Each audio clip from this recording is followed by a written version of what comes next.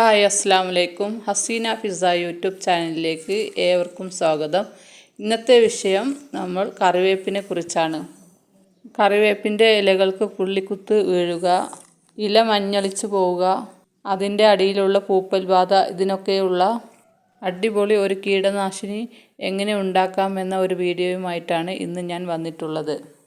അപ്പോൾ വീഡിയോയിലോട്ട് പോകുന്നതിന് മുമ്പ് എൻ്റെ ചാനൽ ആദ്യമായി കാണുന്ന കൂട്ടുകാർ ആരെങ്കിലും ഉണ്ടെങ്കിൽ ഒന്ന് സബ്സ്ക്രൈബ് ചെയ്യണം. തൊട്ടടുത്തുള്ള ബെല്ലൈക്കണം എനേബിൾ ചെയ്ത് ആൾ എന്ന ഓപ്ഷനിൽ തൊട്ടാൽ ഇതുപോലെ ഞാനിടുന്ന വീഡിയോസ് നിങ്ങൾക്ക് നോട്ടിഫിക്കേഷനായി ലഭിക്കുകയുള്ളൂ. അപ്പോൾ നമുക്ക് നേരെ വീഡിയോയിലോട്ട് പോവാം. അപ്പോൾ ഞാൻ ഉണ്ടാക്കാൻ പോകുന്ന ഈ കീടനാശിനി ഞാൻ സ്വന്തമായി കണ്ടുപിടിച്ചതല്ല. എൻ്റെ ഒരു ഫ്രണ്ട് അവരുടെ കറിവേപ്പ് ചെടിയിൽ പരീക്ഷിച്ച നല്ല റിസൾട്ട് കിട്ടിയ ഒരു കീടനാശിനിയാണിത്. അത് ഞാനും എൻ്റെ ചെടിയിൽ ഒന്ന് പരീക്ഷിച്ച് നോക്കി. അപ്പോൾ നല്ല റിസൾട്ടാണ് കിട്ടിയത്. അപ്പോൾ അതാണ് ഞാനിന്നിവിടെ കാണിക്കുന്നത്. അപ്പോൾ ഇത് കണ്ടില്ലേ, ഇതാണ് കേട്ടോ കറിവേപ്പ് ചെടി എൻ്റെത്. നല്ല ബുഷിയായിട്ട് നല്ല ഉഷാറായിട്ടാണ് നിൽക്കുന്നത്.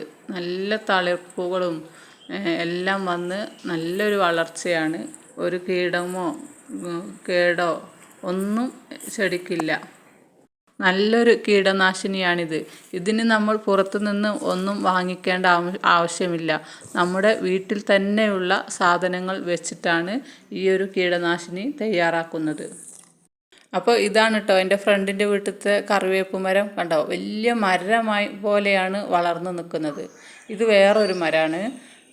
ഇഷ്ടം പോലെ ഇലയാണുള്ളത്.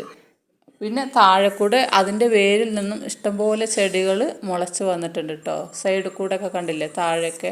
അപ്പോൾ ഞാൻ അവിടെ പോയപ്പോൾ വീഡിയോ എടുത്തതാണിത് നിങ്ങളെ കാണിക്കാൻ വേണ്ടിയിട്ട്.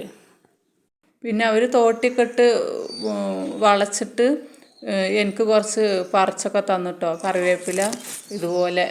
അപ്പോൾ ഇങ്ങനെ തലപ്പ് ഇങ്ങനെ പൊട്ടിച്ചെടുത്തിട്ട് ആണ് എനിക്ക് കുറച്ച് പറിച്ച് തന്നത്. നല്ല സ്മെല്ലില്ല, നല്ല ഇലയാണ്, ഒരു കീടബാധയോ ഒന്നുമില്ല. അപ്പോൾ ഞാനിതാ പറിച്ചിട്ട് നിങ്ങളെ കാണിക്കാം. ഇത് കണ്ടില്ലേ, ഇഷ്ടം പോലെ ഇല ഉണ്ട്. എത്ര വേണമെങ്കിലും നമുക്ക് പറിച്ചെടുക്കാൻ പറ്റും. നന്നായി വളർന്നിട്ടുണ്ട്. അപ്പോൾ നമുക്കിനി കീടനാശിനി തയ്യാറാക്കുന്നത് എങ്ങനെയെന്ന് നോക്കാം. അപ്പോൾ അതിന് വേണ്ടിയിട്ട് ഞാനിവിടെ നല്ല പുളിപ്പിച്ച കഞ്ഞിവെള്ളമാണ് ഈ കപ്പിൽ കുറച്ച് എടുത്തിട്ടുള്ളത്. ഇനി അതിലേക്ക് ഞാനിപ്പോൾ ഒഴിച്ച് കൊടുക്കുന്നത് നല്ല പൊളിച്ച മോരാണ്.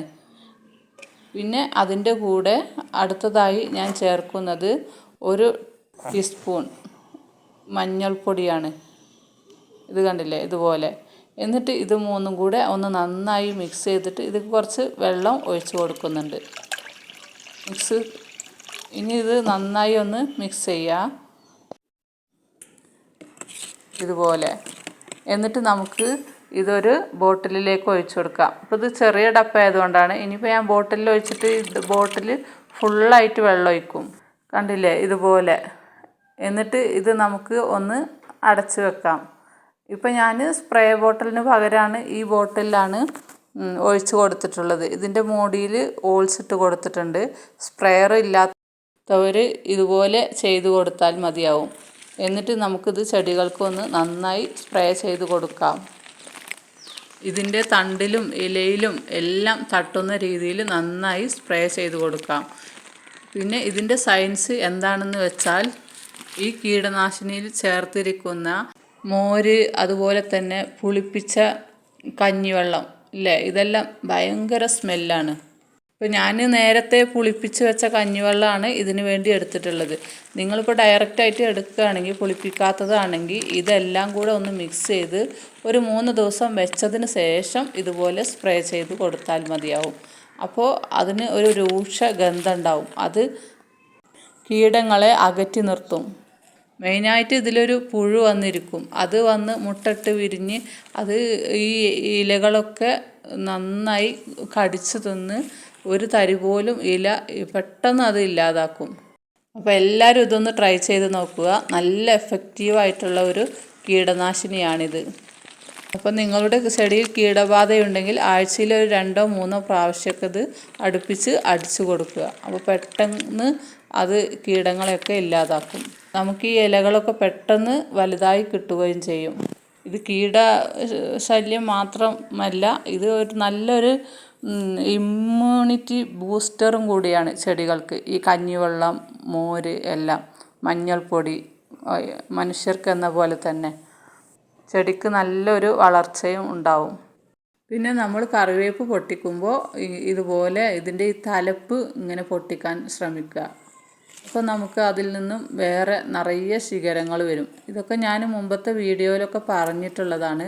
കാണാത്തവർ ആ വീഡിയോ പോയി കാണണം. ഒരുപാട് ടിപ്സുകൾ ഞാൻ കറിവേപ്പില ചെടിയെ പറ്റി വീഡിയോ ചെയ്തിട്ടുണ്ട്. ഇങ്ങനെ നമ്മൾ പൊട്ടിക്കുമ്പോൾ കണ്ടില്ലേ, ഇതുപോലെ കണ്ടില്ലേ ശിഖരങ്ങൾ വരും. ഇത് കണ്ടോ, ഒരു പൊട്ടിക്കുന്ന സ്ഥലത്ത് തന്നെ നമുക്ക് 2ഉം 3ഉം കമ്പുകളായിട്ടാണ് വരിക.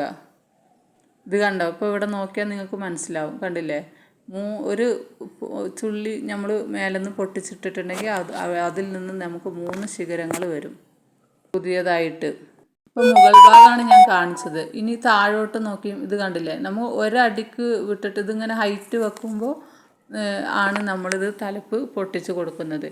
ഇത് കണ്ടില്ലേ, താഴെ എത്ര ശിഖരങ്ങളാണ്. ഇതിപ്പോൾ 2-3 ചെടി ഞാൻ ഒന്നിച്ച് നട്ടതാണ് കേട്ടോ. താഴെയൊക്കെ നമുക്ക് 3 ചെടികളായിട്ടാണ് കാണുന്നത്.